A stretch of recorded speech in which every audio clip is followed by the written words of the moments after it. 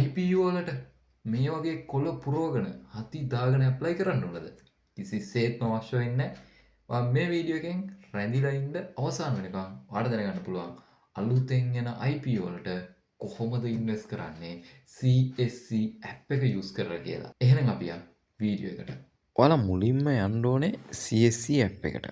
ඉතින් මේකට ගිහිල්ලා ඔයාලා මුලින්ම මේ CSC ඇප් එකට ඔයාලගේ ඕල්රෙඩි මේ වෙනකොටත් account එක හදලා තියෙන email එකෙන් ඇප් එකට log වෙන්න. log වුණාට පස්සේ ඔයාලට පේනවා ඇති යට තියෙනවා මෙන්න මෙතන our services කියලා එකක්. මේක touch කරන්න. touch කරපුවම එනවා apply for IPOs කියලා. මේක touch කරන්න. මේක ටච් කරපුවම සමහරක් විට සමහරක් අයගේ එනවා ඔතෙන්ටිකේෂන් එක දෙන්නේ. ඔතෙන්ටිකේෂන් එක ටච් කරලා වාගේ ෆේස් අන්ලොක් එක හරි ෆින්ගර්ප්‍රින්ට් එක හරි දෙන්න ඉෂුව එකක් නැහැ. ඊට පස්සේ ඔයාලට ඕල්රෙඩි මේ ප්ලේස් එකට එයි. මෙතනදී මෙයාලා මේ ටර්ම් ඇන්ඩ් කන්ඩිෂන් ටිකක් කියන්නේ ඔයාලා රුපියල් 49900ක් පේමන්ට් එක කරනවා නම් ඔයාලට හෙළපේ යූස් කරන්න පුළුවන්. හැබැයි එතනදී ට්‍රාන්සැක්ෂන් කොස්ට් එක විතර රුපියල් 100ක් යනවා කියන සහ ඒ විස්තර ටික තියෙන බැංක් එකක් ට්‍රූ කරනවා නම් රුපියල් 30ක ට්‍රාන්සැක්ෂන් කොස්ට් එකක් යනවා. මෙන්න මේ කියන කාරණා ටික තියෙනවා. ඔයාලට මේක කියවලා බලන්න පුළුවන්. ඊට පස්සේ මේ ටික කියවලා බලලා මේ accept කියන එක දෙන්න. මෙන්න මේක දුන්නාම ඔන්න ඔයාලා එනවා IPO එකට ඇප්ලයි කරන ඉන්ටර්ෆේස් එකට. මුලින්ම select IPO කියන එක දුන්නාම මේ වෙලාවේ තියෙන ජනශක්ති ලිමිටඩ් එන්න මේක සිලෙක්ට් කරපුවාම ඔන්න අපි යනවා ජනශක්ති ලිමිටඩ් එකට ඇප්ලයි කරන්න. මුලින්ම මේ ඉන්ටර්ෆේස් එකට එන්න කලින් ඔයා පේමන්ට් එක කරලා ඒකේ ස්ලිප් එක අතේ තියන් ඉන්න ඕනේ. ඒක මුලින්ම වැදගත්. එතකොට ඒ අදාළ පේමන්ට් ඩීටේල්ස් ඔයාලට මෙතන IPO payment details view කියන එක දුන්නාම ඔයාලට ඒ ටික view කරගන්න පුළුවන්. එතකොට මෙන්න තියෙනවා IPO එකට අදාළ payment details. ඉතින් විශේෂයෙන් කියන්න ඕන කාරණයක්.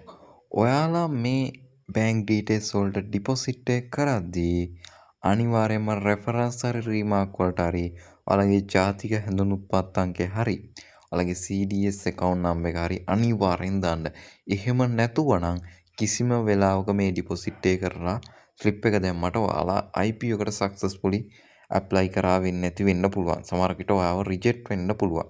ඒ නිසා අනිවාර්යයෙන්ම ඉතාමත් වැදගත් reference හරි remark හරි කියන තැනට ඔයාලගේ ID number එක හරි CDS account number එක හරි දාන්න. ඔයා මුලින්ම සිලෙක්ට් කරගන්න ඕන ඔයාගේ broker firm එක.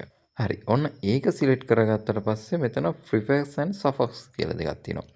එතකොට මේක ඔයාගේ CDS account number එක ඔයා බලපුවම ඔයාට මුලින්ම එනවා දැන් මේ ඔයාලට උඩින් පෙන්නනවා මේක කොහොමද කියන එක. එතකොට ඒකේ පළවෙනි ඉංග්‍රීසි අකුරු 3ට පස්සේ ඉරි කැලක් එනවා. ඒකට පස්සේ එනවා ඉලක්කම් කීපයක්. අන්නේ ඉලක්කම් කීපය තමයි මෙතන prefix කියන තැනට දෙන්න ඕනේ.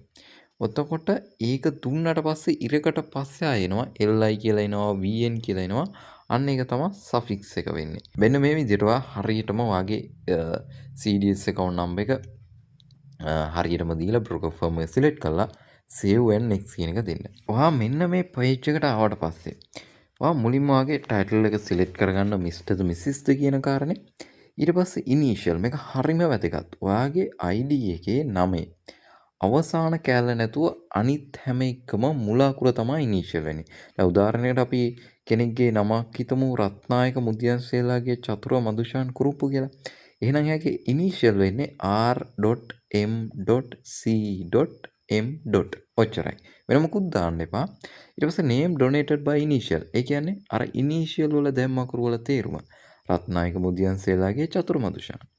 එතකොට සර්නේම් එක. සර්නේම් එක ඉතාම වැදගත්. ඒක තමයි වගේ ID එකේ අවසානෙට නමේ අවසානෙට තියෙන එක. ඉතින් මේකේ මේ හැටියට නම් කුරුප්පු කියන එක.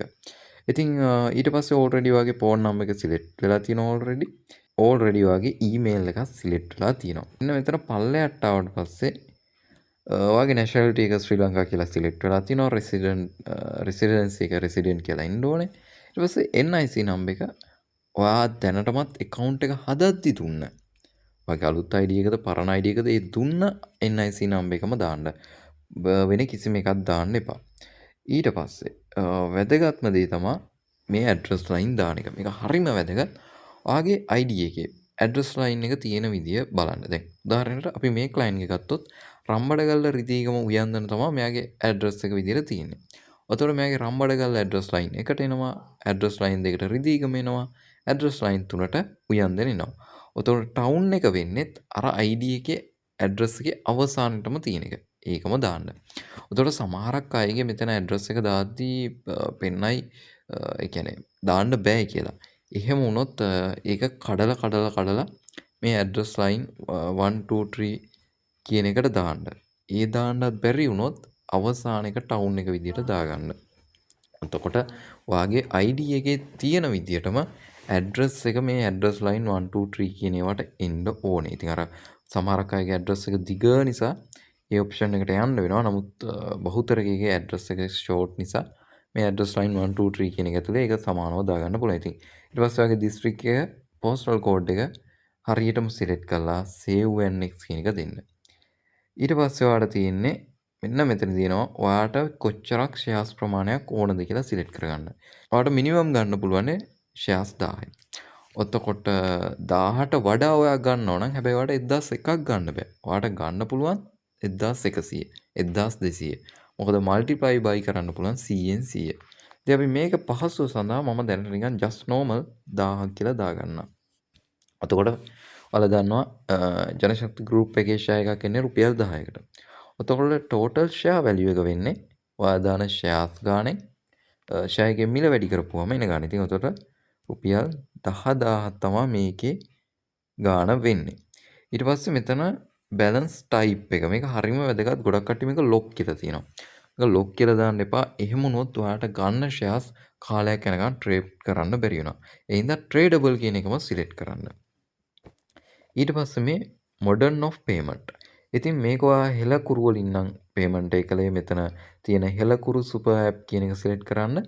ඔයා බෑන්ක් ට්‍රාන්ස්ෆර් එකක් නම් කරේ මේ ස්ලිප් කියන එක සිලෙක්ට් කරන්න. ඊට පස්සේ පේමන්ට් එක කරපු ඩේට් එක සිලෙක්ට් කරගන්න. හරියටම මේක සිලෙක්ට් කරන්න. ඊට පස්සේ වැදගත්ම දේ මේ රිෆන්ඩ් පේමන්ට් ඉන්ස්ට්‍රක්ෂන් එක. මේක හරිම වැදගත්. මේක ඉතින් මේ ස්ලිප් කියන එක සිලෙක්ට් කරන්න.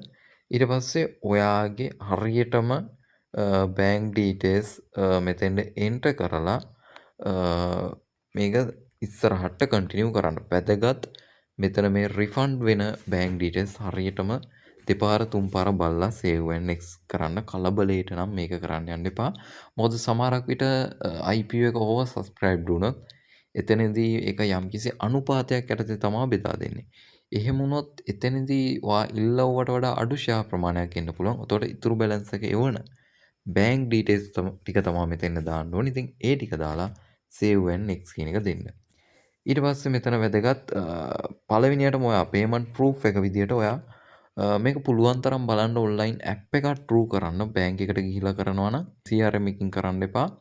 අනිවාර්යයෙන්ම බෑන්ක් එක ඇතුළට ගිහිල්ලා ස්ලිප් එකක් පුරවලාම දාන්න. නමුත් ඊට වඩා ගොඩක් හොඳයි ඔයා මේක බෑන්ක් ඇප් එකක් ට්‍රූම කරා නම්. මොකද එතකොට අර ක්ලියර් PDF එකක් විදියට අපිට මේ අපේ ෆන්ඩ් ට්‍රාන්ස්ෆර් එකේ ස්ලිප් එක ගන්න පුළුවන්. මොකද ඔය බෑන්ක් එකෙන් ගොඩක් දෙන ස්ලිප් එක ක්ලියර් මදි ෆොටෝ එකක් ගත්තාම. ඉතින් පුළුවන් තරම් බලන්න බැරිම අවස්ථාවක් තියෙනවා නම් බෑන්ක් එකට ගිහිල්ලා කොලයක් පුරවලා දාලා ඒකේ ෆොටෝ එක මෙතෙන්ට දාන්න. නැත්නම් ඇප් එකෙන් පේමන්ට් එක කරපුවම ස්ලිප් එක එනවා. ඒක මෙතෙන්ට ඇටච් කරගන්න පුළුවන්. ඊට පස්සේ front of NIC කියන්නේ වගේ NIC එකේ ඉදිරිපස, back of NIC කියන්නේ ID එකේ පිටිපස. ඒ ටික දාලා save and next කියන එක දෙන්න. ඊට පස්සේ මේ තියෙන හැම එකටම ඔයා මේවා කියවලා බලන්න. ගොඩක් දැනගන්න දේවල් තියෙනවා.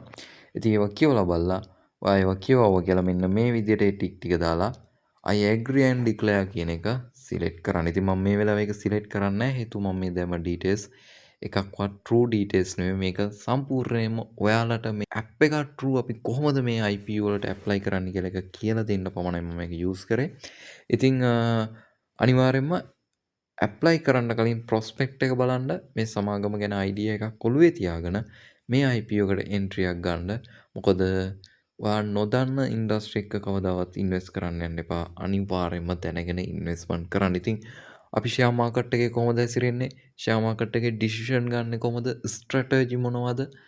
මයින්ඩ්සෙට් එක කොහොමද තියාගන්නේ? ලංකාවේ හැමෝම කතා කරන දේවල් වලට එහාට ගිහිල්ලා දේවල් ටිකක් අපි ෂෙයා මාකට් එකේ කතා කරලා තිනවා. ඉස්සරහට තවත් ලොකු වැඩපිළිවෙලක් එන්න නියමිතව තියෙනවා. ඉතින් හදිසිය ආපු IPO එක ගැන ගොඩක් කට්ටිය ආපු නිසා මං හිතුවා මේක කරලා දාන්න ඕනි කියලා. ඔයාගේ අදහස් අනිවාර්යයෙන්ම පහලින් කමෙන්ට් කරන්න. ඉස්සරහට Q&A සෙෂන් කිහිපයක් එන්න තියෙනවා. ඉතින් ඔයාලට තියෙන ප්‍රශ්න ගැටලු හැමදේම WhatsApp එක ට්‍රූ මට එවන්න. මගේ WhatsApp නම්බරේ 070යි 22යි 72යි 202. ඉතින් account හදා ගැනීමට අවශ්‍ය නම් දැනටත් ඇප්ලයි කරලා තියෙනවා. නමුත් ඒවා කන්ටැක්ට් කරගන්න බැරිව අපහසුතාවල යෙදිලා ඉන්නවනම් එහෙම නැත්නම් ඔයා මේ වෙලාවේ මාකට් එකේ යම්කිසි ස්ට්‍රගල් එකක ඉන්නවනම් සියලුම දේවල් එවන්න මම ලෑස්තියි ඔයාලා වෙනුවෙන් ඒවට උදව් කරන්න. එහෙනම් මේ වීඩියෝෙන් ගිහලා එනවා. ඔයාලා හැමෝටම ජය වේවා.